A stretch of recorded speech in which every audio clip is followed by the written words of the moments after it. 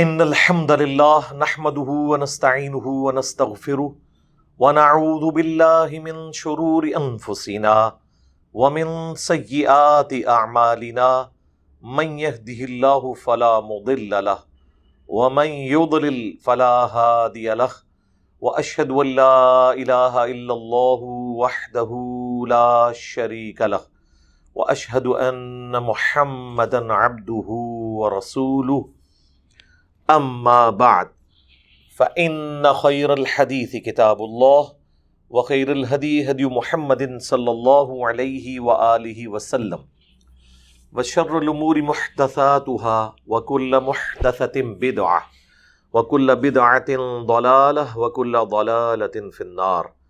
أعوذ بالله السميع العليم من الشيطان الرجيم من همزه ونفخه ونفثه. بسم الله الرحمن الرحيم.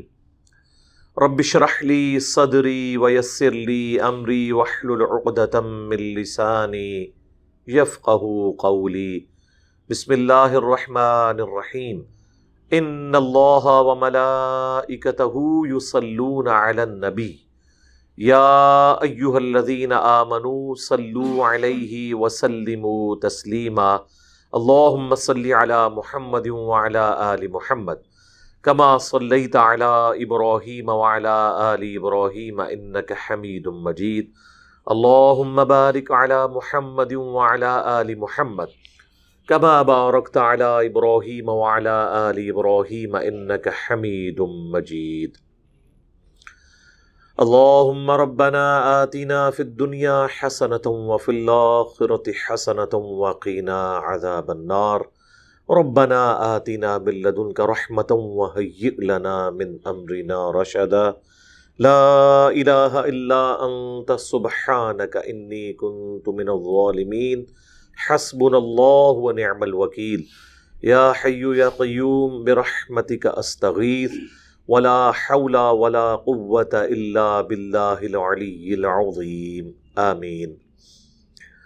الحمدللہ آج 12 دسمبر 2021 کو سنڈے کے دن قرآن کلاس نمبر 104 میں ہم انشاءاللہ تعالی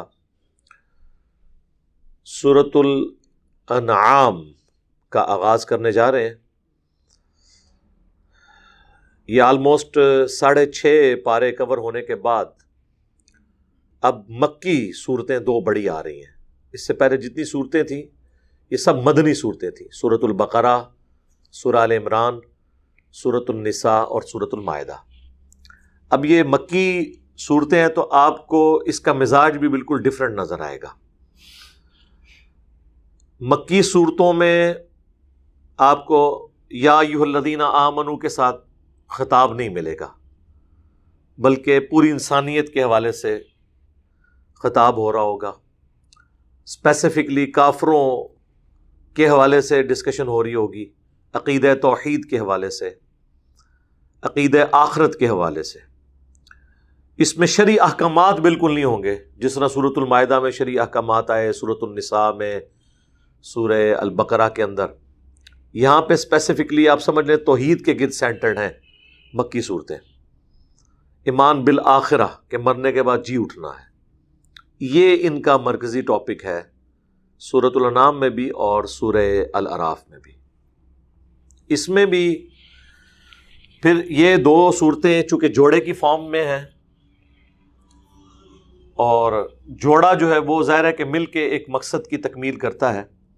سورۃ الانعام کے اندر عقیدہ توحید جو ہے اس کو اسٹیبلش کیا جائے گا فزیکل فنامنا آف نیچر، جو قانون قدرت کی جو نشانیاں کائنات میں بکھری ہوئی ہیں ان دلائل کے ذریعے. اور سورۃ الاعراف میں جو سابقہ امتیں ہیں اگلے انبیاء کی، ان کے ساتھ کیا معاملات ہوئے اور پھر اینڈ رزلٹ ان کا کیا نکلا، اس حوالے سے ڈسکشن ہوگی. قرآن حکیم کی جو آیات ہیں نا جی، ان کو اگر آپ ٹاپک وائز ڈیوائڈ کریں نا تو شاہ ولی اللہ دہلوی المتوفی 1176 ہجری، انہوں نے ایک کتاب لکھی ہے الفوز الکبیر فی اصول التفسیر.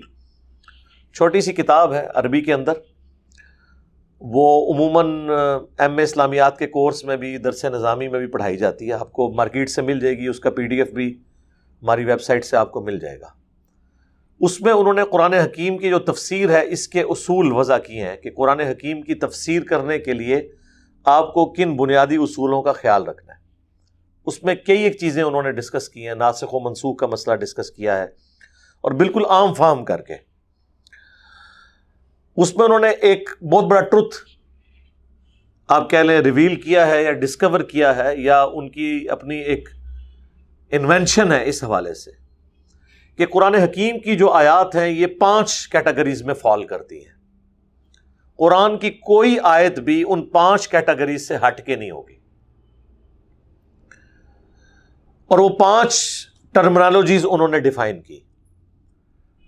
نمبر 1، علم الاحکام، یعنی قرآن کی آیات یا تو علم الاحکام سے ریلیٹڈ ہوں گی، یعنی اللہ تعالیٰ کے جو احکامات نازل ہوئے ہیں جتنے بھی، چاہے وہ حلال و حرام کے مسائل ہوں، طہارت کے مسائل ہوں، نماز، روزہ، حج، زکوٰۃ، اسی طریقے سے اخلاقی برائیوں سے بچنا، چوری، زنا، یہ ساری چیزیں علم الاحکام، اللہ نے جو جو حکم انسانیت کے لیے اوبلیگیٹری قرار دی ہیں. تو جتنی آیات بھی جن میں احکامات آئے ہیں وہ علم الاحکام کی کیٹیگری میں فال کریں گی آیات. دوسری کیٹیگری انہوں نے بنائی علم المخاصمہ، وہ کیٹیگری جس میں اللہ تعالیٰ نے کفار یا منکرین خدا یا گمراہ لوگوں کے جو عقائد اور نظریات ہیں ان کا علمی رد کیا ہوا ہوگا. مخاصمہ عربی میں کہتے ہیں جھگڑا کرنے کو، یعنی علمی جھگڑے کے ساتھ کہ اچھا تم یہ کہتے ہو تو اس پہ کیوں نہیں غور کرتے. یہ کیٹیگری ہوگی. جس طرح اللہ تعالیٰ نے جگہ جگہ قرآن حکیم میں مردوں کے جی اٹھنے کے حوالے سے مثال دیتے ہوئے کہا کہ تم نے کبھی بنجر زمین کی طرف دیکھا ہے، ہم اس میں بارش بھیجتے ہیں اور اس میں سے سبزہ نکلتا ہے، اسی طریقے سے تمہیں بھی اٹھا لیا جائے گا. عیسائیوں نے کہا کہ حضرت عیسیٰ اللہ کے بیٹے ہیں، تو اللہ نے رد کرتے ہوئے کہا کہ عیسیٰ کی مثال اللہ کے ہاں تو آدم کی سی ہے، آدم کو تو تم بھی اللہ کا بندہ مانتے ہو، حالانکہ آدم کا تو ماں اور باپ دونوں نہیں تھے.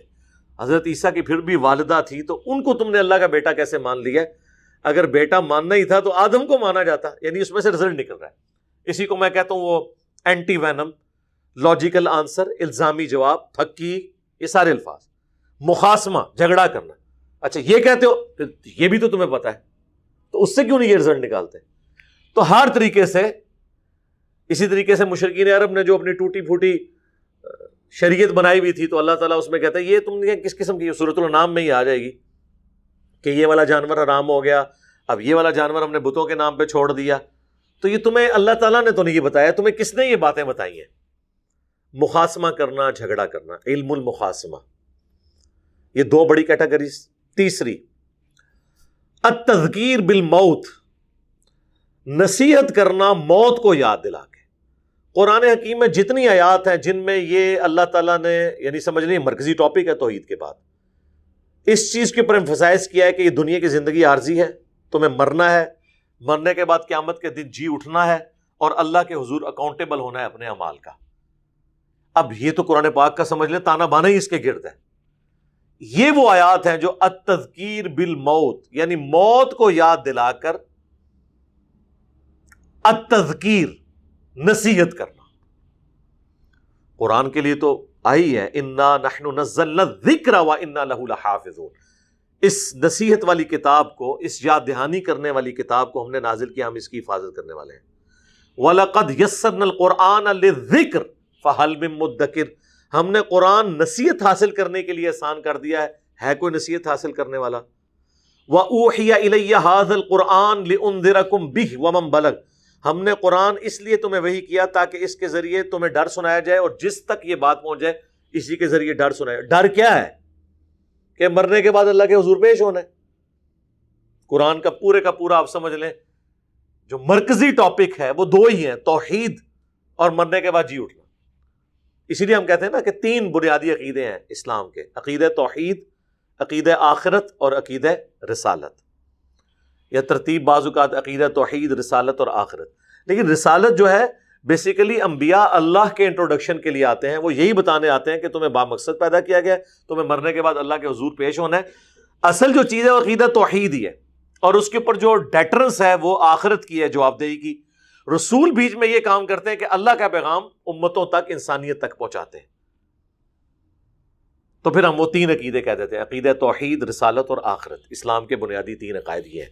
باقی اس کی کورالٹیز میں آئے تو رسالت میں پھر کتابوں پہ ایمان بھی آ جائے گا، اور انبیاء نے جو جو وعدے دیے ہیں ان کے اوپر ایمان بھی آ جائے گا، فرشتوں پہ ایمان آ جائے گا، باقی اللہ کی جتنی ساری چیزیں جو بیان ہوئی ہیں سارا اس میں آ جائے گا۔ تو یہ ہے التذکیر بالموت، نصیحت کرنا موت کے ذریعے۔ تو تین کیٹیگریز میں نے بیان کی ہیں، علم الاحکام، علم المخاصمہ اور التذکیر بالموت۔ چوتھی کیٹیگری ہے التذکیر بآلاء اللہ، اللہ کی قدرت کی بڑی بڑی نشانیوں کو ذکر کر کے نصیحت کرنا۔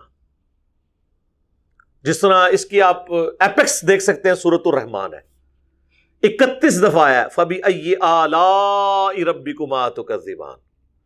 جنت کا ذکر آیا تو اس کے بعد بھی یہی ذکر کہ اے جن و انس کے گروہ، تم اپنے رب کی کون کون سی نشانیوں کو جھٹلاؤ گے۔ ترجمہ تو کرتے ہیں نعمتیں، نعمت ہمیشہ ترجمہ نہیں ہوتا، کیونکہ جہنم کی آیات کے بعد بھی آیا ہے فَبِأَيِّ آلَاءِ رَبِّكُمَا تُكَذِّبَانِ۔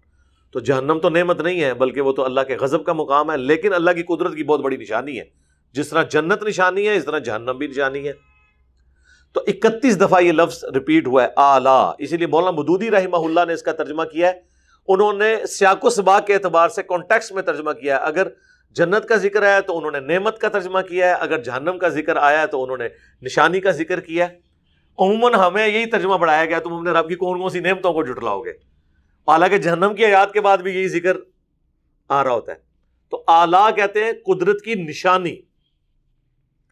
تو اس سے یہ لفظ انہوں نے ڈرائیو کیا شاہ ولی اللہ دہلوی نے، التذکیر بآلاء اللہ۔ اور یہ قرآن پاک میں بھی اس کے ساتھ کے الفاظ موجود ہیں کہ ان کو نصیحت کرو اللہ کی نشانی کے ساتھ۔ فزیکل فنامنا آف نیچر، زمین و آسمان کی پیدائش، نباتات کا اگنا، جو کچھ آپ آبزرو کرتے ہیں، دن رات کا آنا جانا، سورج اور زمین کی حرکات، ستاروں کا پیدا کرنا، جانوروں کا زمین پہ پھیلانا، یہ جتنی بھی آیات ہیں جو زیادہ تر سائنٹیفک فنومینا کے اعتبار سے ہم ڈسکس کر رہے ہوتے ہیں، یہ ہے التذکیر بآلاء اللہ، چوتھی کیٹیگری۔ اور پانچویں کیٹیگری التذکیر بایام اللہ، اللہ کے جو بڑے بڑے یادگار دن ہیں جن کو اللہ نے یادگار بنایا ہے، ان کے ذریعے نصیحت دلانا۔ آپ سمجھ رہے ہوں گے کہ اس سے مراد جو ہے وہ عید میلاد النبی ہے، یا عید الاضحیٰ ہے، یا عید الفطر ہے۔ نہیں، یہ عید الاضحیٰ یا عید الفطر یا عید میلاد النبی نہیں ہے۔ بڑے بڑے دن وہ کہ جن دنوں میں قوموں پر عذاب آئے تھے اپنے پیغمبروں کا انکار کرنے کی وجہ سے۔ اور یہ بھی قرآن میں ایام اللہ کا ذکر بھی ہے کہ اے پیغمبر ڈر سناؤ ان کو اللہ کے بڑے بڑے دن یاد کروا کے۔ بڑا دن وہ تھا جب فرعونی ڈبو دیے گئے، قوم موسیٰ کو نجات ملی۔ بڑا دن اللہ کے نزدیک وہ تھا جس دن قوم نوح تباہ کی گئی اور اہل ایمان کو نجات ملی۔ یہ ہے التذکیر بایام اللہ، اللہ کی فیصلوں کے بڑے بڑے دنوں کے ذریعے نصیحت کرنا۔ یہ آپ کو ٹاپ آف دا لسٹ جو صورت ہے وہ اگلی ہے، سورۃ الاعراف۔ 6 انبیاء کا ذکر آئے گا پوری ڈیٹیل کے ساتھ۔ پھر سورہ ہود میں بھی کہ ہم نے قوم ہود کی طرف حضرت ہود علیہ السلام کو بھیجا، قوم عاد کی طرف، قوم ثمود کی طرف صالح کو بھیجا، قوم شعیب تھی، قوم موسیٰ تھی، ابراہیم علیہ السلام کی قوم، اس طرح سارے انبیاء کا ذکر اللہ نے کر کے پھر انہوں نے کس طرح اپنے پیغمبروں کو جھٹلایا، قوم لوط نے کیسے جھٹلایا، اینڈ پہ ان پہ عذاب آیا۔ وہ جو عذاب کے دن ہوتے تھے نا، وہ اللہ کے فیصلے کا بڑا دن، ایام اللہ، جو بخاری مسلم میں حدیث ہے کہ 10 محرم کے دن یہودی روزہ رکھتے تھے کہ اس دن ہمیں نجات ملی تھی فرعونیوں سے۔ تو نبی علیہ السلام فرمایا تم 10 کا روزہ رکھو۔ پھر صحابہ نے کہا یہ تو ان کے ساتھ ریزیمبلنس ہوگی، فرمایا تم 9 اور 10 2 کا رکھو۔ تو 10 محرم اس اعتبار سے ایک یادگار دن کہ فرعونی اس دن ڈبوئے گئے۔ اس امت کے لیے بھی 10 محرم ایک ایام اللہ بن گیا کہ امت 2 ٹکڑوں میں بٹ گئی. یعنی آپ سمجھ لیں فائنل جو ڈویژن ہوئی ہے وہ واقعہ کربلا کے بعد ہی ہوئی ہے نا. ڈویژن تو پہلے دن سے تھی لیکن وہ ایک آخری لکیر کھینچ گئی. وہ کہتے ہیں لڑائی جھگڑا میاں بیوی کا چلتا رہتا ہے, لکیر اس دن کھینچتی ہے جس دن طلاق ہو جائے. تو یہ 2 فرقوں میں سمجھ لیں طلاق والا معاملہ ہو گیا کربلا کے بعد. پھر وہ کوئی بھی یعنی بڑے سے بڑا عالم ان کو ایک جگہ جمع نہیں کر سکا, کیونکہ واقعی بہت بڑا ہو گیا. تو یہ ہمارے لیے ایام اللہ اس حوالے سے بن گیا. غزوہ بدر کا دن ایام اللہ میں سے ہے, کیونکہ یوم الفرقان ابو جہل نے اپنے زوم میں کہہ دیا تھا کہ یہ حق اور باطل میں فیصلے کا دن ہے. وہ اپنے آپ کو حق میں سمجھتا تھا. اللہ نے پھر وہی لفظ ابو جہل کا یوز کر کے کہا کہ ہم اسے یوم الفرقان بنا کے بتائیں گے. پھر اور بنایا پھر اس طرح ہے کہ وہ سورۃ الانفال میں آتا ہے مسلمان تو ابو سفیان کا قافلہ لوٹنے کے لیے نکلے تھے, اس لیے ایک تلواریں بھی بہت تھوڑی تھی. یہ نہیں تھا کہ تلواریں ان کے پاس نہیں تھی, عربی کے پاس میرے بھائی تلوار ہر بندے کے پاس ہوتی تھی. وہ ڈنڈے سوٹے لے کے نکلے تھے کہ ٹھیک ہے ہم نے تو ایک نہتا قافلہ لوٹنا ہے جو ان کا شام سے تجارت, ان کے پاس اتنی تلواریں وہاں سے نہیں تھی تو ان کو ضرورت نہیں تھی. اور راستے میں اللہ نے کہہ دیا کہ میرا وعدہ ہے دونوں میں سے ایک دوں گا. اور صحابہ یہی چاہ رہے تھے کہ وہ آسان والا گروہ ملے. اللہ نے کہا کہ نہیں, غزوہ بدر کرنی پڑے گی, کوئی تیاری نہیں ہے. پھر غیبی مدد کے ذریعے اللہ نے اسے یوم الفرقان بنایا کہ 313 کے ذریعے اللہ نے 1000 کا لشکر الٹ دیا جن کے پاس ساز و سامان بھی نہیں تھا. پھر اللہ نے کہا کہ عذاب مانگتے تھے نا, یہ لو پہلی عذاب کی قسط. تو ایام اللہ میں سے یہ غزوہ بدر.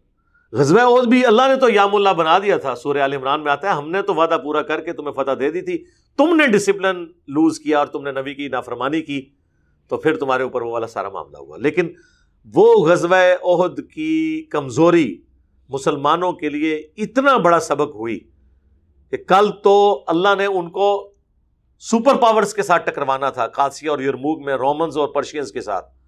اگر ان بڑی جنگوں میں یہ لوگ ڈسپلن لوز کرتے تو کتنے بڑے لیول کا نقصان. آپ ذرا امیجن کریں کہ اگر رومن امپائر مسلمانوں سے جنگ جیت جاتی تو مدینہ شریف پہ آگے قبضہ نہیں تھا کر لینا انہوں نے, جس طرح انہوں نے جا کے ان سے ان کا مین سٹی یروشلم لے لیا, جو ان کا بلکہ کیسے روم بھی یروشلم چھوڑ کے پھر قسطنطینیہ میں چلا گیا.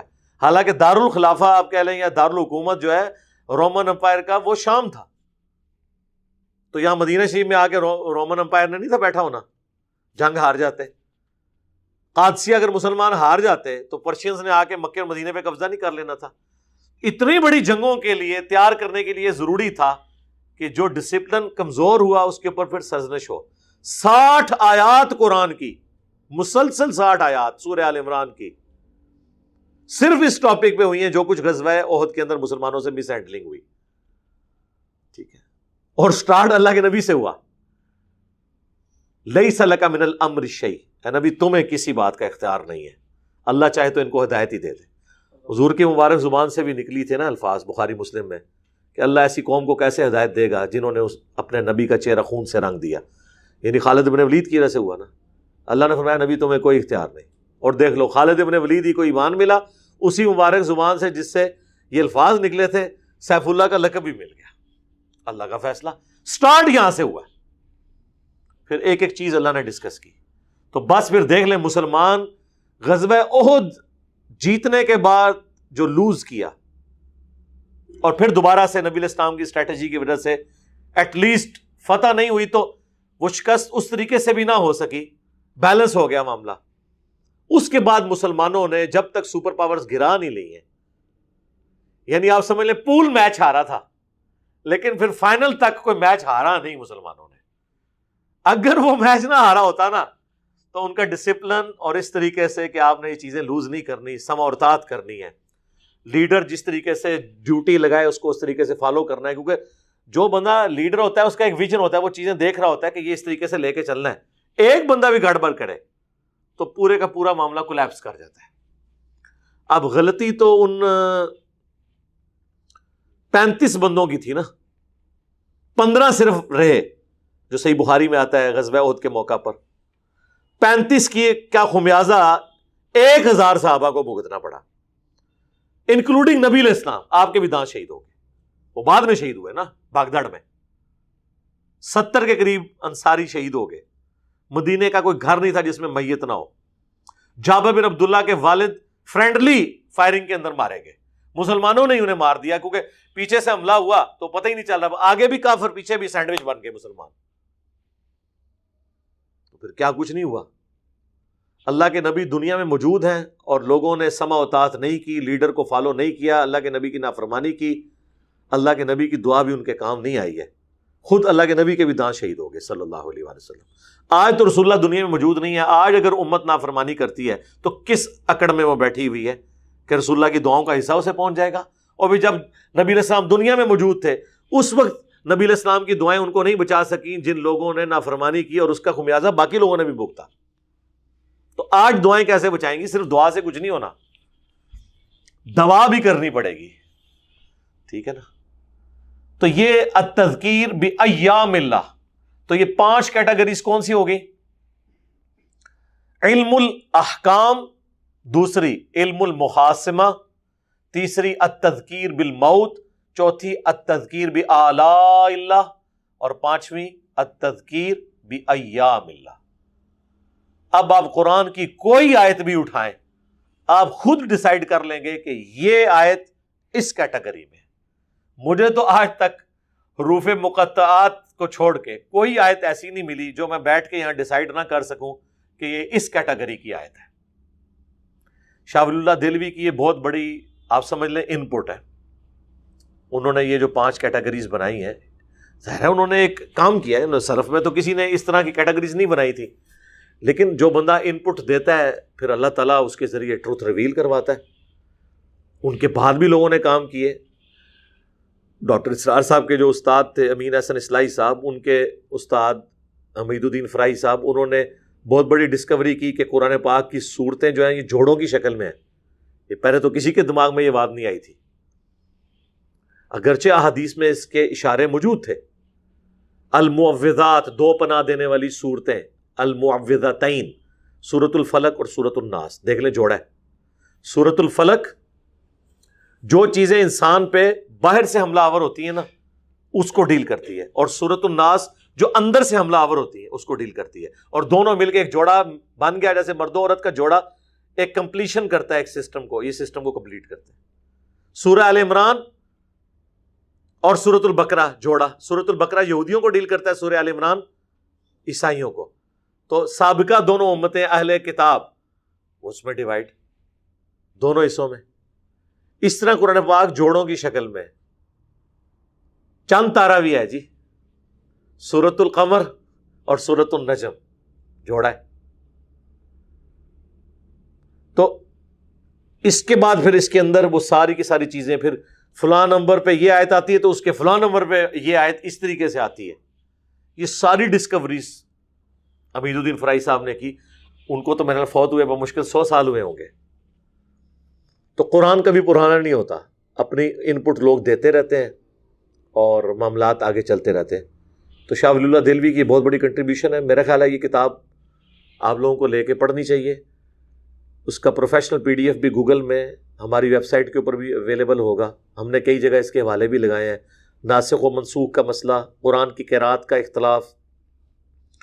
وہ اکثر مولوی کہتے ہیں پتہ نہیں آیت منسوخ ہے نہیں، وہ ٹوٹل پائی پورے قرآن 5 آیتاں نے جڑی منسوخ نے. اور منسوخ سے لوگ سمجھتے ہیں پتہ نہیں کیا ہو گیا.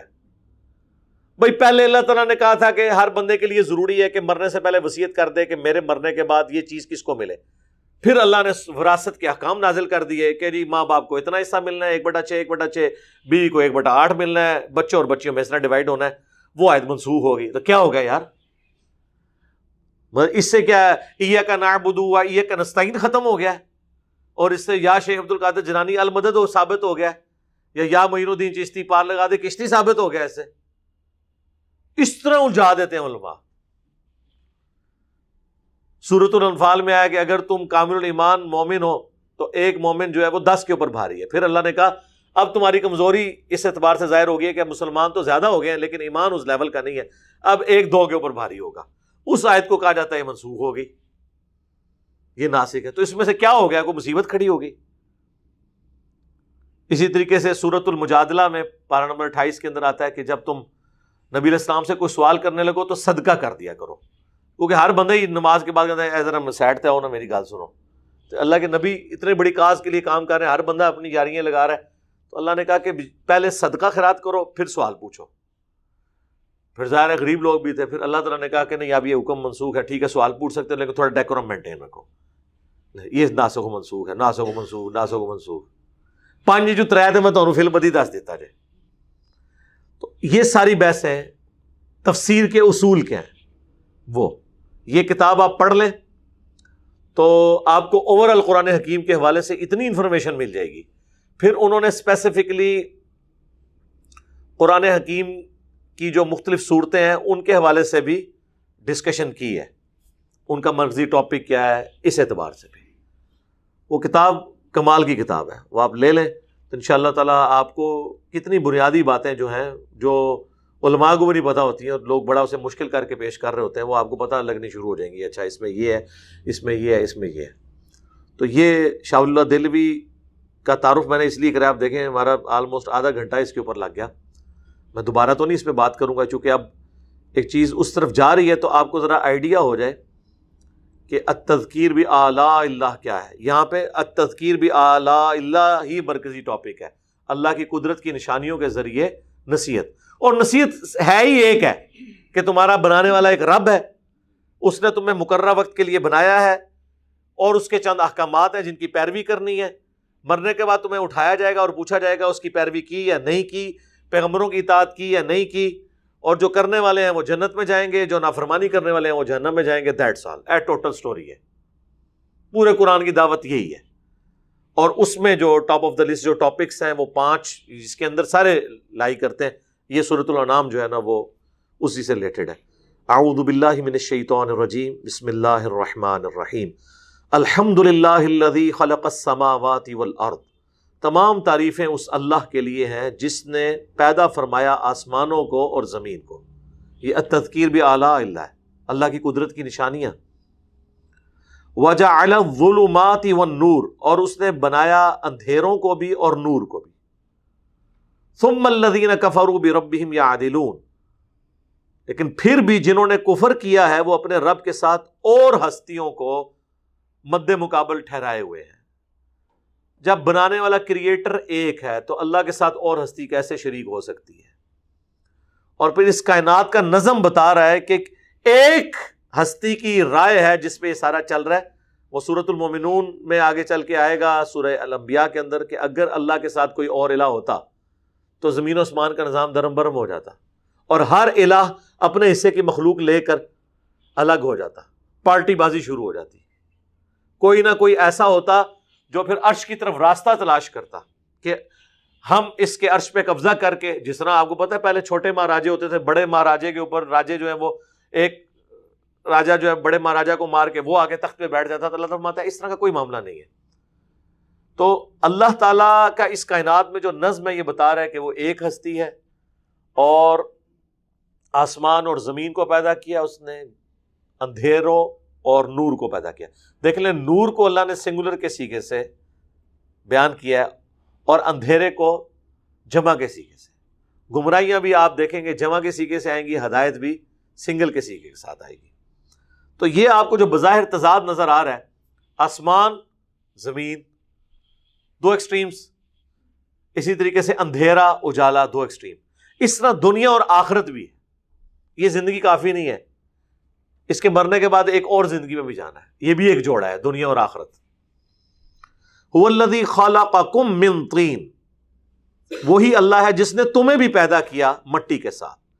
ثم قضا اجلا, اور پھر تمہاری ایک میعاد مقرر کر دی ہے. ہر بندے نے اپنا وہ ٹائم پاس کر کے دنیا سے چلے جانا ہے. سورۃ المومنون میں, سورۃ الحج میں اللہ نے پھر پوری تفسیر بتائی ہے کہ تم جنین کی شکل میں ہوتے ہو, پھر ہم تمہیں بچہ بنا کے باہر نکالتے ہیں, پھر تم بڑی عمر کو پہنچتے ہو, جوانی تک پہنچتے ہو, پھر بڑھاپے تک پہنچتے ہو. بعض لوگ جوانی میں مار دیے جاتے ہیں, یعنی اللہ تعالیٰ اس کو اپنی طرف منسوب کرتا ہے کہ میں انہیں موت دے دیتا ہوں. بعض بڑھاپے کی عمر تک جاتے ہیں. وَأَجَلٌ مُّسَمًّى عِندَهُ ثُمَّ أَنتُمْ تَمْتَرُونَ, اور ایک میعاد مقرر ہے اللہ کے نزدیک, پھر بھی تم شک کر رہے ہو. یعنی ایک تو یہ چھوٹی موت انڈیویجول لیول پہ نا, ایک بڑی موت آنے والی ہے وہ پوری کائنات کو, جس کا علم اللہ کے پاس ہے, قیامت کا دن. اس میں پھر بھی تم شک کر رہے ہو. یعنی یہ پرپس فل لائف ہے. الٹیمیٹلی ایک دن آنا ہے تمہیں اللہ کے حضور پیش ہونا ہے. وَهُوَ اللَّهُ فِي السَّمَاوَاتِ وَفِي الْأَرْضِ، اور وہی اللہ ہے آسمانوں میں بھی اور زمین میں بھی. یعنی دو خدا نہیں ہے، آسمان کی مخلوقات کا خدا بھی وہی ہے، زمین کی مخلوقات کا بھی خدا وہی ہے، آسمانوں کا بھی.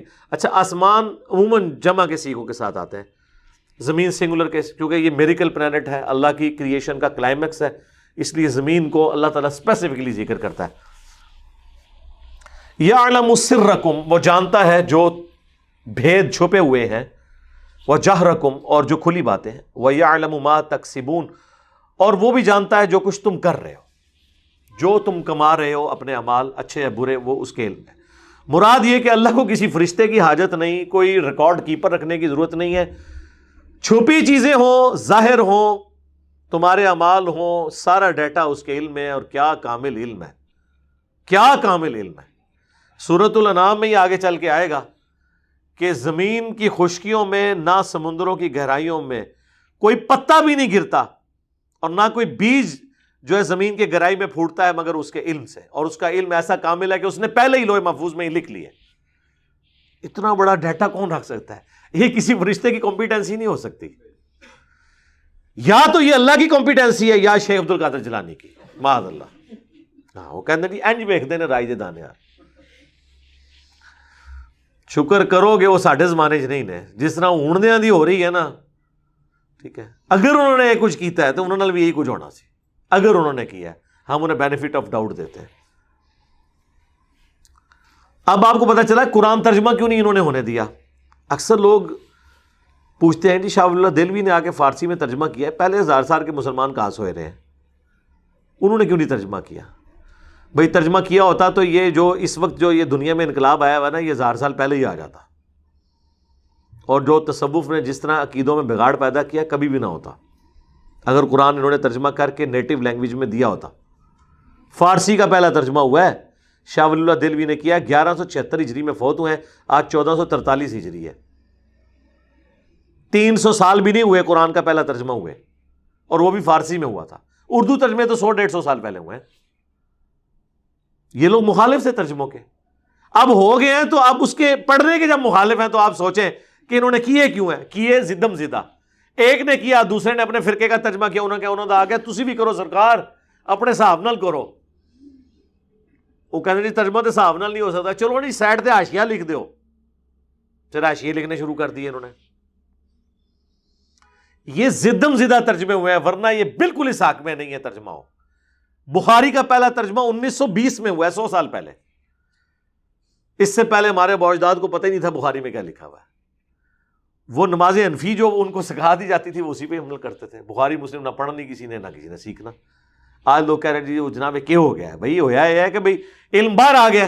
یہ وہی کچھ ہوا ہے جو نبی علیہ السلام جب دنیا میں آئے تھے تو مشرکین عرب کہتے تھے یہ کیا ہو گیا، ہم تو صدیوں سے بتوں کو پوج رہے تھے، ایک شخص نے آ کے بھائی کو بھائی سے جدا کر دیا، باپ کو بیٹے سے جدا کر دیا، اور انہوں نے بتوں کی مخالفت شروع کر دی، یہ ہمارے مذہب سے پھر گئے، نئے دین کے اوپر آ گئے. یہ اکثر مولوی آپ کو جو عقائد اور نظریات میں کمزور عقائد کے مالک ہوں گے نا، تو وہ آپ کو ایک ہی جملہ بولتے ہیں جی امت میں جوڑ پیدا کریں، جی توڑنے کی بات نہ کریں. ان سے پوچھیں اللہ کے نبی نے جوڑ پیدا کیا؟ باپ کو بیٹے سے الگ کر دیا، بیٹے کو باپ سے الگ کر دیا، بھائی کو بھائی سے الگ کر دیا. غزوہ بدر میں ادھر باپ کھڑا ہے ادھر بیٹا کھڑا ہے. یہ اللہ کے نبی نے جوڑ پیدا کیا تھا؟ ان میں جوڑ ہوتا ہے ماننے والوں کے لیے. جو انبیاء کے مخالفین ہیں، کتابوں کے دشمن ہیں، ان کے ساتھ تو ہمارا توڑ ہے. ان کے لیے تو کہا میں قرآن میں کہا گیا لکم دینکم ولی دین، دفع ہو جاؤ، تمہارے لیے تمہارا دین، میرے لیے میرا دین. جوڑ کیسے ہو سکتا ہے؟ یہ ہو ہی نہیں سکتا. تو اگر آپ نے جوڑ کی ڈیفینیشن لکھنی ہے، اس کو توڑ سمجھ رہے ہیں جو ہم لوگوں کو ایجوکیٹ کر رہے ہیں، تو اس کائنات کا سب سے بڑا توڑ تو انبیاء پھر آگے پیدا کرتے ہیں کہ ان معاشروں میں جا کے جو ایک جگہ سارے گمراہی پہ اکٹھے ہوتے ہیں، وہ جا کے وہاں پہ اپنی آواز بلند کرتے ہیں اور 2 پارٹیاں بن جاتی ہیں. انبیاء کے آنے سے پہلے تو سارے ایک ہی ہوتے ہیں نا. کتنا پیارا جوڑ ہو رہا ہوتا ہے. انبیاء آگے توڑ کرتے ہیں کہ نہیں یہ جوڑ ہے لیکن جہنم میں لے جائے گا، یہ توڑ ہے، میری پیروی کرو جنت تمہارا مقدر ہوگی. یہ انبیاء کرام آگے دعوت دیتے ہیں. تو یہ سارے جذباتی جملے ہیں ایسا کرنے سے میرے بھائی کوئی نہیں ہونا. جب بھی آپ سچائی کی بات کریں گے یہ ہو ہی نہیں سکتا کہ توڑ پیدا نہ ہو، توڑ لازمی پیدا ہوگا. صحابہ کرام نے کیا کیا تکلیفیں اٹھائی ہیں آپ دیکھیں. حضرت ابو ہریرہ کہتے ہیں کہ میری ماں نبی علیہ السلام کو گالیاں دیتی تھی، صحیح مسلم کے الفاظ ہیں. میں ایک دن حضور کے پاس آیا، میں نے کہا رسول اللہ برداشت باہر ہو گئی ہے، آج تو میری ماں کے لیے دعا کر ہی دیں. کوئی قبولیت کی گھڑی تھی، اللہ کے نبی نے دعا کی. وہ کہتے ہیں میں نے وہاں سے دوڑ لگا دی کہ میں پہلے گھر پہنچتا ہوں، یہ دعا پہلے قبول ہوتی ہے. پتہ نہیں کتنوں نے بیچاروں نے اپنے ماں باپ کے لیے کرائی ہوگی، ساروں کی تو نہیں قبول ہوئی، ورنہ تو حضور کے اپنا چچا ابو لہب وہ نہیں مان لیا تھا. وہ اللہ کی مرضی ہے. انک لا تہدی من احببت ولکن اللہ یہدی من یشاء. اے نبی جس سے تم محبت کرتے ہو تم اسے ہدایت نہیں دے سکتے، اللہ جسے چاہتا ہے ہدایت دیتا ہے. یہ اللہ کا فتویٰ ہے. گھر پہنچے تو کہتے ہیں کہ ماں نے دروازہ نہیں کھولا. اس نے کہا بیٹا باہر رہا، میں غسل کر رہی ہوں. غسل کر کے باہر نکلی، کہتی مجھے لے جاؤ رسول اللہ کے پاس. گئی اور ایمان قبول کر لیا. لیکن یہ والے معجزات روز روز تو نہیں ہونے، نہ ہر بندے کے ساتھ ہونے ہیں، ورنہ ساروں نے نہ دعا کروائی ہوتی، کروائی ہوگی یقیناً. ان کی دعا اس لیے رپورٹ ہو گئی ہے یہ قبول ہوئی ہوئی ہے. جو قبول نہیں ہوئی وہ تو نہیں رپورٹ کرنی تھی نا کسی نے روزانہ. یار آپ لوگ اگر آ کے مجھ سے اپنے ماں باپ رشتہ داروں کے لیے دعائیں کرواتے ہیں تو آپ کیا سمجھتے ہیں کہ صحابہ کرام نہیں اپنے رشتہ داروں کے لیے رسول اللہ سے دعائیں کرواتے ہوں گے؟ وہ اللہ کی مرضی. اللہ بھی پھر دیکھتا ہے کہ کس کو ہدایت دینی ہے، وہ اس کے مطابق فیصلہ کرتا ہے. وَمَا تَأْتِيهِم مِّنْ آیَةٍ مِّنْ آیَاتِ رَبِّهِمْ، اور ان کے پاس نہیں آتی کوئی بھی نشانی اللہ کی نشانیوں میں سے، اِلَّا كَانُوا عَنْهَا مُعْرِضِينَ، مگر وہ اس سے منہ ہی پھیرے جاتے ہیں. اب پس منظر میں آلموسٹ آپ سمجھ لیں 13 سالہ مکی دور ہے، کیونکہ سورۃ الانعام مکی دور کے اینڈ پہ نازل ہوئی ہے، یعنی 2/3 قرآن نازل ہو چکا ہوا ہے. اس کے بعد یہ اللہ تعالیٰ کہہ رہا ہے کہ جتنی بھی آیات نازل ہوئی انہوں نے روگردانی کی. اور جینون بات ہے 13 سال تبلیغ کرنے کے بعد صرف 125 بندے مسلمان ہوئے، اور اگلے 10 سال کے اندر اللہ نے عرب میں ریولوشن برپا کر دی، اور اس کے بھی 3-4 سال کے اندر رومن اور پرشین امپائر بھی گر گئی، مسلمانوں کی تعداد ملینز میں پہنچ گئی. لیکن پہلے 13 سال 2/3 قرآن، یعنی قرآن کا 2/3 2/3 جو ہے وہ مکی قرآن ہے، 1/3 مدنی قرآن ہے. اس 1/3 کا بھی 2/3 ہم پڑھ چکے ہیں، اور پہلے 6.5 پارے جو ہیں. تو یہ 13 سال اتنا مکی قرآن، اس میں اتنی آخرت کی جو ہے وہ ترغیب دلائی گئی، سب کچھ کرنے کے بعد اللہ تعالیٰ فرما رہا ہے کہ جتنی بھی ہماری نشانیاں آئیں انہوں نے روگردانی کی. فَقَدْ كَذَّبُوا بِالْحَقِّ لَمَّا جَاءَهُمْ، بے شک انہوں نے جھٹلایا حق کو جب کہ ان کے پاس آ گیا. کون؟ نبی صلی اللہ علیہ وسلم اور قرآن. وَبِالْحَقِّ أَنزَلْنَاهُ وَبِالْحَقِّ نَزَلَ، قرآن کو ہم نے پرپسفل نازل کیا مقصد کے تحت، اور یہ حق کے ساتھ اترا. حق کہتے ہیں پرپسفل، با مقصد، سچی. ہر یہ ایک چیز اس ترجمے میں فال کرتی ہے. فَسَوْفَ يَأْتِيهِمْ أَنْبَاءُ مَا كَانُوا بِهِ يَسْتَهْزِئُونَ، تو ان قریب ان کے پاس جو خبریں ہیں نا اگلے انبیاء کے بارے میں وہ آئی تھی، جس کا وہ مذاق کیا کرتے تھے، وہ آ جائے گی. یعنی جس طرح قرآن میں یہ دھمکیاں ہیں کہ رسولوں کا انکار کرنے پر اللہ کا عذاب آتا ہے نا، تو یہ بھی ایک رسول ہے، انہوں نے بھی دعوت کی ہے اپنی امت کے آگے، اور امت میں سے اکثریت نے قبول نہیں کی، تو ان پہ بھی وہ عذاب آنے والا ہے جو اگلی امتوں پر آیا. لیکن اس دفعہ ذرا عذاب کی شکل ڈیفرنٹ تھی. اگلے انبیاء کی امتوں کو اللہ تعالیٰ نے ہلاک کیا معجزات غیبی طور پر، چنگھاڑ کے ذریعے، سمندر میں ڈبو کے، پتھروں کی بارش کر کے، زمین شک ہو گئی اس کے اندر دفن ہو گئے. یہ مختلف عذاب کی شکلیں آئیں. نبی صلی اللہ علیہ وآلہ وسلم کے کیس میں عذاب کی شکل ڈیفرنٹ ہے، وہ ہے قتال. وہ سورہ توبہ میں آیا کہ اللہ تعالیٰ اے مسلمانوں تمہارے ہاتھوں سے انہیں عذاب دے گا. ہمارے نبی علیہ السلام کی 2 خصوصیات ہیں جو باقی انبیاء سے ممتاز ہیں. اگلے انبیاء کو اللہ نے دعوی نبوت کے لیے جو معجزات دیے تھے وہ فزیکل فینومینا آف نیچر کو توڑنے والے تھے. حضرت عیسیٰ موسیٰ علیہ السلام کے معجزات، عیسیٰ علیہ السلام مردوں کو زندہ کر دیتے، اندھوں کو شفا دے دیتے اللہ کے اذن سے. موسیٰ علیہ السلام لاٹھی پھینکتے، اژدہا بن جاتا. اس طرح کا کوئی معجزہ ہمارے نبی علیہ السلام کے کیس میں دعوی نبوت والا نہیں ہے. ویسے معجزات بہت ہیں بخاری مسلم میں، لیکن تو مسلمانوں کے ساتھ ہوئے نا کہ غزوہ صلح حدیبیہ کے موقع پر پانی کم پڑ گیا تو حضور علیہ السلام نے اپنی مبارک انگلیاں داخل کی، چشمے جاری ہوئے. یہ آپ نے کر کے کافروں کو تو نہیں کہا کہ دیکھو میرے ہاتھوں سے چشمے جاری ہو رہے ہیں تو ایمان لاؤ مجھ پہ. الٹا کافروں نے جو معجزات ڈیمانڈ کیے وہ سورہ بنی اسرائیل میں 9 معجزات ہیں. اس کے لیے ایک باغ ہو جس میں نہریں رواں ہو جائیں، یہ ہمارے سامنے آسمان پہ چڑھے، اور اس کے چڑھنے کو بھی نہیں مانیں گے، ہمارے سامنے اوپر سے کتاب لے کے ایسے اترے اور اسے ہم چھوئیں اپنے ہاتھوں سے، پھر ہم مان لیں گے تم اللہ کے رسول ہو. 9 معجزات ہیں. اس کے اینڈ پہ اللہ نے فرمایا تم فرماؤ میں تو بشر ہوں، رسول ہوں. معجزات اللہ کے پاس ہے. نبی علیہ السلام کا دعوت نبوت والا معجزہ اس طرح کا نہیں تھا جس طرح اگلے انبیاء کے تھے. آپ کا دعوت والا معجزہ قرآن ہے. چونکہ آپ کی نبوت قیامت تک کے لیے تھی، اس لیے آپ کو معجزہ بھی ایسا ہونا چاہیے تھا جو قیامت تک کے لیے ہوتا. ورنہ حضور اگر فزیکلی کو معجزہ کر کے دکھائیں تو آج اگر ہم کہیں گے ہمارے نبی علیہ السلام نے مردوں کو زندہ کیا تو کافر کہیں گے دکھاؤ ویڈیو. دکھا سکتے ہیں؟ تو نبوت تو قیامت تک کے لیے. جب ہم یہ کلیم کرتے ہیں ہمارے نبی کا معجزہ قرآن ہے، اور یہ سورۃ العنکبوت میں آیات موجود ہیں کہ یہ معجزہ ہے، نبی تم سے مانگتے ہیں کہ تم پہ کوئی معجزہ نازل نہیں ہوا تو فرماؤ کہ کیا تمہارے لیے کافی نہیں ہے کہ یہ قرآن کی آیات تم پہ صبح و شام تلاوت کی جاتی ہیں. اس نبی کا معجزہ یہ قرآن ہے. اس صورت کا بھی مرکزی ٹاپک بار بار یہی ہے کہ کافر اعتراض کریں گے اس نبی کو معجزہ کیوں نہیں دیا گیا. اور عام لوگ جب پڑھتے ہیں وہ کہتے ہیں ہمارے نبی کو تو اتنے معجزے دیے گئے تھے، تو یہ کافر کیوں پھر پوچھتے ہیں؟ وہ دعوے نبوت والا معجزہ پوچھتے تھے، وہ واقعی کوئی نہیں دیا گیا. حتیٰ کہ کافروں نے یہاں تک ڈیمانڈ کی کہ تم ہمیں خود ہی بتاتے ہو، موسیٰ علیہ السلام کے دین کو تم آگے لے کے چل رہے ہو، عیسیٰ علیہ السلام کے تو ان کے زمانے میں تو آسمان سے ایک غیبی آگ آتی تھی اور قربانی کو اٹھا کے کھا جاتی تھی، تم بھی یہ معجزہ کر کے دکھاؤ، مردوں کو زندہ کر کے بتاؤ. سورۃ الانبیاء کے سٹارٹ میں تو اللہ نے سب کیا اگلے لوگ ایمان لے آئے تھے. نبی کا معجزہ قرآن ہے. انا نحن نزلنا الذکر وانا لہ لحافظون. اور یہی وجہ ہے کہ قرآن محفوظ ہے. باقی انبیاء کی کتابیں اس لیے محفوظ نہیں، وہ بھی اللہ کر سکتا تھا، اس لیے کہ وہ قیامت تک کے لیے پیغمبر نہیں تھے، اور نہ وہ معجزہ قیامت تک کے لیے تھا. یہ معجزہ قیامت تک کے لیے اللہ نے اسے محفوظ کر دیا. تو ہمارے نبی کی 2 خصوصیات کیا ہیں؟ معجزہ ٹینجیبل فارم میں، فزیکل فینومینا آف نیچر کو توڑنے والا نہیں ہے دعویٰ نبوت والا، بلکہ قرآن ہے.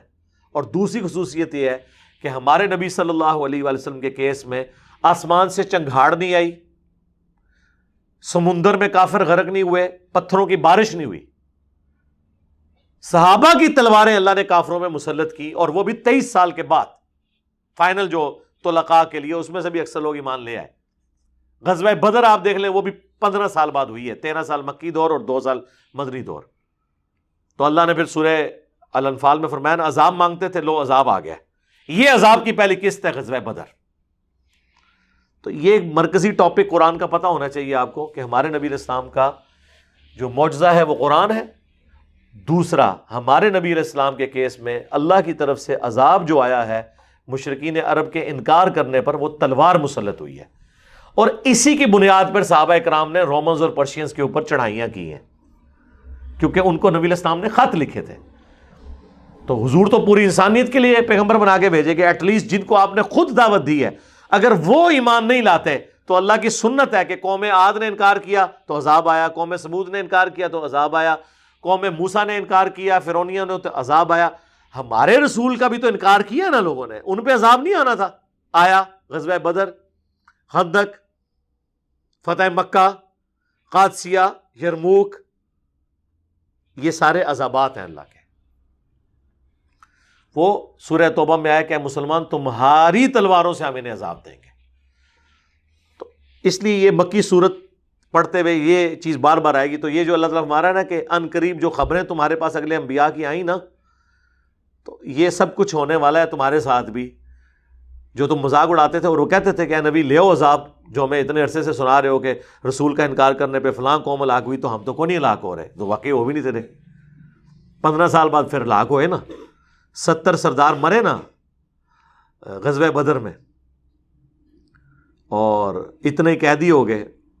اور قریش مکہ کا ایک بندہ، ایک سردار مرنا، وہی ان کے لیے بڑا. وہ تو اپنے آپ کو ڈان سمجھتے تھے عرب کا، ان کی تو ٹکر کا کوئی نہیں تھا، ان کے تو قافلے کو نہیں لوٹتا تھا، کیونکہ حرم مکہ کی ان کے پاس تولیت تھی، متولی تھے وہ. انہوں نے کہاں سوچا تھا کہ ہم میں ایک شخص پیدا ہوگا اور اس طریقے سے ہمیں چیلنج کر دے گا. تو یہ اللہ تعالیٰ کی غیبی مدد تھی نبی علیہ السلام کے ساتھ. بہرحال ایک بڑی حیران کن بات ہے جو میں اکثر سوچتا ہوں، اس میں بھی آگے آیت آ جائے گی، کتب علی نفسہ الرحمہ، اللہ نے اپنے اوپر لازم کر لیا کہ ہر حال میں رحم کرے گا. بخاری مسلم دونوں میں حدیث ہے کہ اللہ نے مخلوقات کی پیدائش سے پہلے اپنے پاس عرش پہ یہ عبارت لکھ لی تھی کہ میری رحمت میرے غضب پہ سبقت لے جائے گی.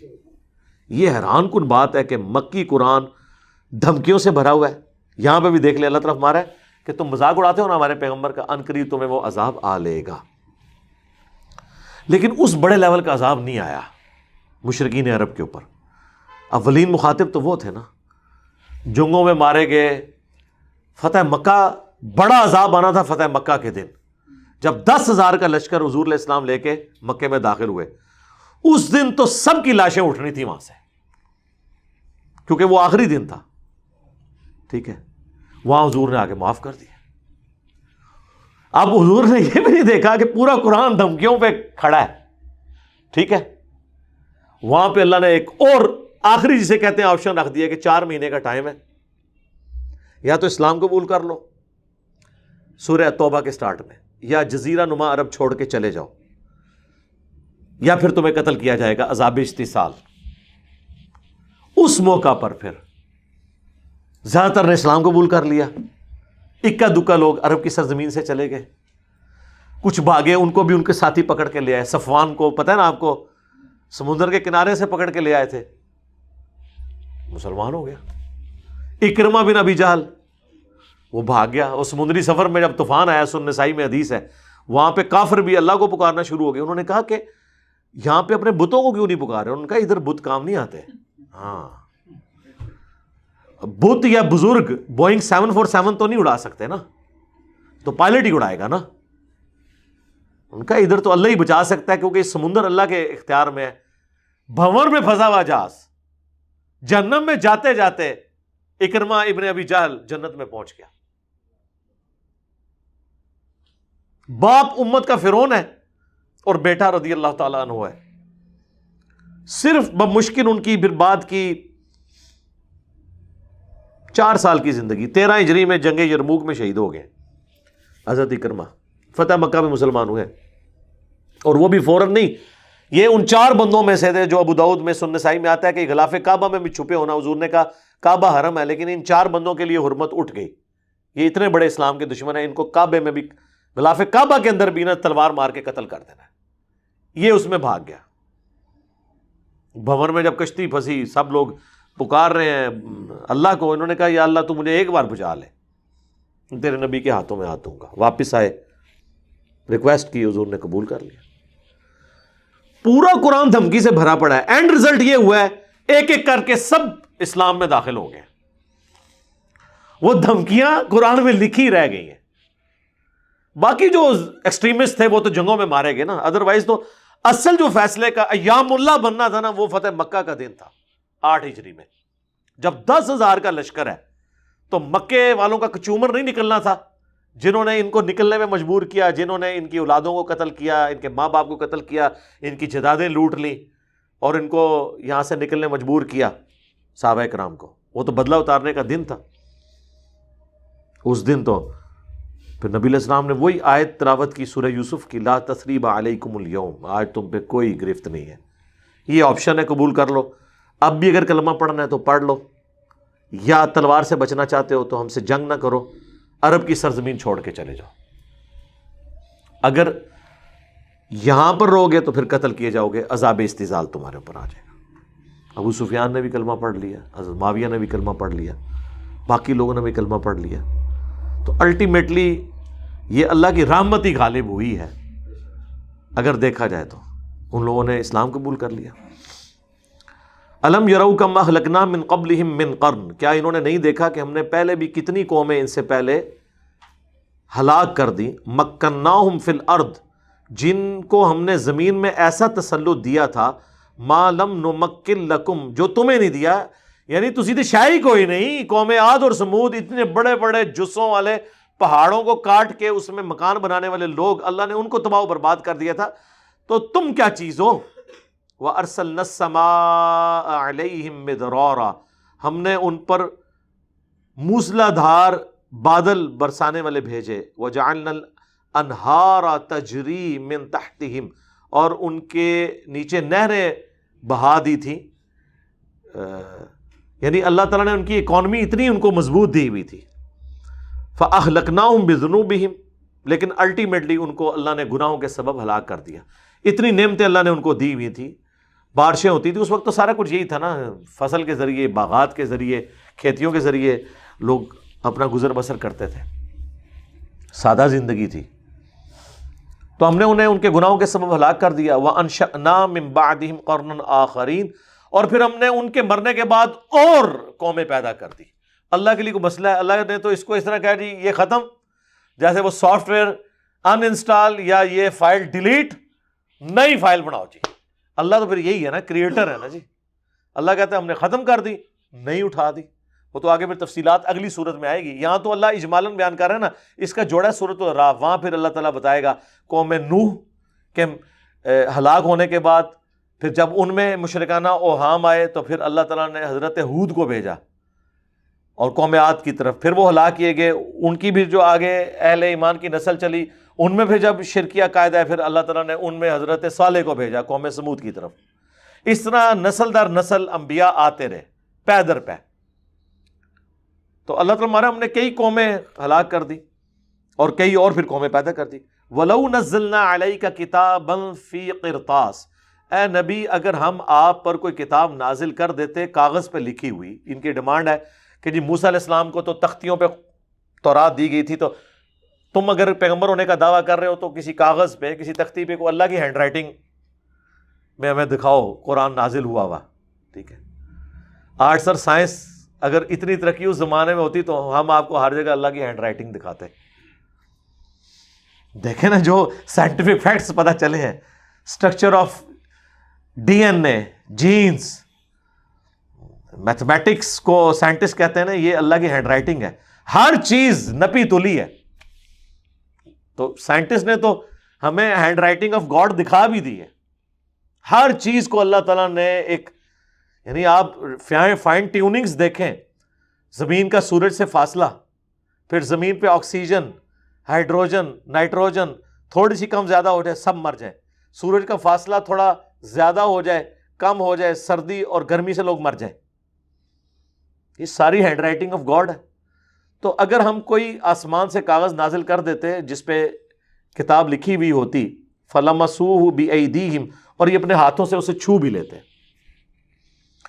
لَقَالَ الَّذِينَ كَفَرُوا إِنْ هَذَا إِلَّا سِحْرٌ مُبِينٌ، پھر بھی جنہوں نے بات نہیں ماننی تھی انہوں نے کہنا تھا کہ یہ جادو ہوا ہے ہمارے اوپر، یہ ہے نہیں ہے۔ تو ادھر بھی ہو رہا ہے، آپ بخاری مسلم سے نماز کا طریقہ دکھا دیں، کبھی کہہ دیں گے اے بخاری اور بخاری نہیں ہے، بھائی تو اپنی لایا وہ پڑھ لے، قرآن کا نہیں ترجمہ تسی بدلا بھائی تو اپنا ترجمہ لایا۔ احمد صاحب ریلوی صاحب نے بھی ایاک نعبد و ایاک نستعین کا یہ ترجمہ تو نہیں کیا کہ یا شیخ عبد القادر جیلانی المدد، یا بھاول حق بیڑا تک، تو یا معین الدین چشتی پار لگا دے کشتی، یہ تو نہیں انہوں نے ترجمہ کیتا، بری بری سرکار بری کھوٹی قسمت کر دے ہری، انہوں نے بھی وہی ایاک نستعین کا ترجمہ کیا، تسی اپنا لے آؤ بھائی۔ تو اللہ تعالیٰ ہمارا جس کی مینٹالٹی ہے نا بات نہ قبول کرنے کی، اگر اے نبی آپ پہ قرآن نازل ہوتا ہے ان کے سامنے، یہ اپنے ہاتھوں سے اسے چھو بھی لیتے، تب بھی انہوں نے کہنا تھا یہ ہماری نظروں پہ اس نے ان ھذا الا سحر مبین، یہ تو نہیں ہے مگر کھلا جادو۔ وقالوا لولا انزل علیہ ملک، اور ایک اور اعتراض کرتے ہیں کہ اس نبی پہ کوئی فرشتہ ہمارے سامنے کیوں نہیں نازل ہوا۔ اب یہ منہ مانگے معجزات، اپنی ڈیمانڈز نازل ہو جائے اگے پھر کٹو کے کرنا جو دے چو۔ یہاں بھی آگے لوگ کہتے ہیں نا جی ہم مان نہیں سکتے جی چشتی رسول اللہ لکھا ہو، ہم انہیں کہتے ہیں جی اگر نکلا ہے پھر کیا ہوئے گا؟ یاد ہے ہوں دسو نا کہ جا کے پھر کوئی کسی بابے دی قبر پٹ دو گے، یا کوئی کسی مکتبے نو آگ لا دو گے، یا اپنا فرقہ ہی کم از کم چھاڑ دیو، وہ دو کام جڑے پہلے دسے ہوتے غلط نے، فرقہ تے چھڑو، نہیں پھر ہم علماء سے پوچھیں گے، پھر قیامت تک واپس ہی نہیں آندے، تو پھر کیا دکھا کے کرنا ہے؟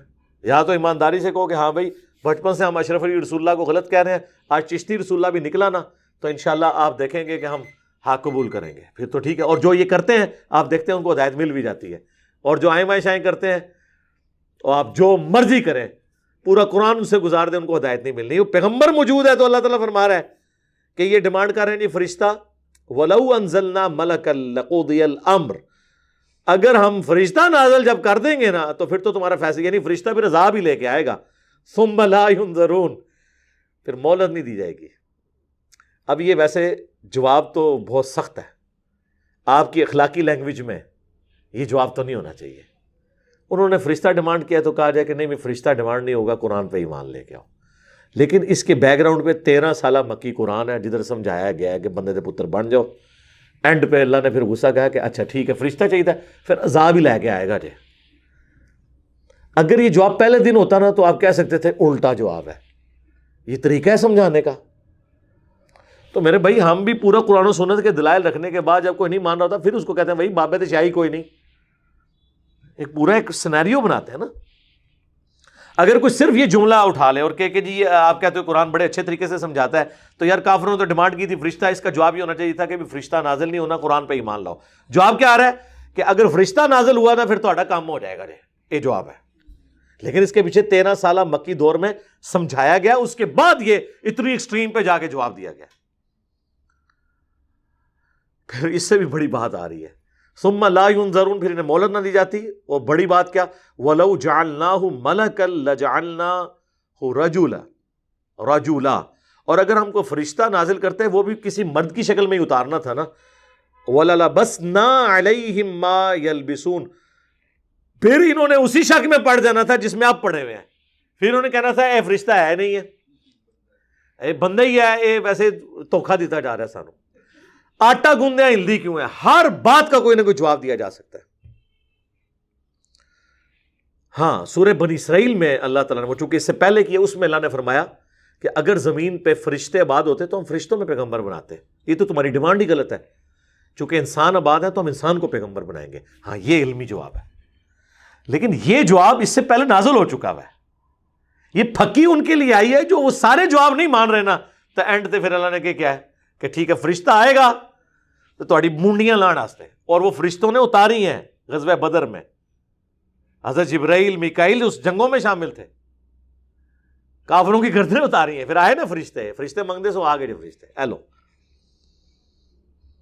وَلَقَدِ اسْتُهْزِئَ بِرُسُلٍ مِّن قَبْلِكَ، اور بے شک ان سے پہلے بھی اڑایا گیا رسولوں کا مذاق. فحاق بالذین سخروا منہم ما كانوا به یستہزئون، پھر گھیر لیا ان کو اسی عذاب نے جس کا دنیا میں مذاق اڑایا کرتے تھے.